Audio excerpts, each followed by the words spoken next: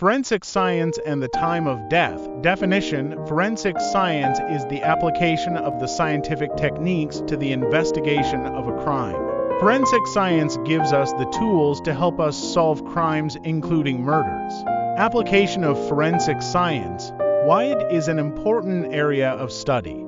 Forensic science can be used to help determine facts about a death, such as time of death, cause of death, location of death, and if a crime was committed. What makes internal body temperature an important factor in determining time of death? After death, a body cools in a fairly predictable manner despite the rate of cooling being affected by various factors such as fat levels.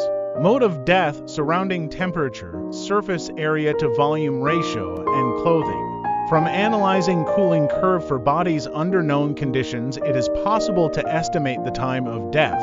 Discuss how the following factors affect body cooling after death. Fat levels. Higher body fat acts as insulation, slowing down the rate of cooling. A body with more fat will retain heat longer than a leaner body. Mode of death. The circumstances of death can impact cooling. For example, a body submerged in cold water will cool faster than one in a warm environment. Similarly, death from conditions that elevate body temperature, for example, fever, exertion, may result in a slower initial cooling rate.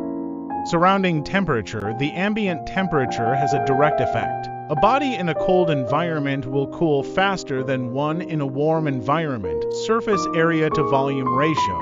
A body with a larger surface area relative to its volume will cool faster. This is because heat dissipates more quickly from a larger surface area.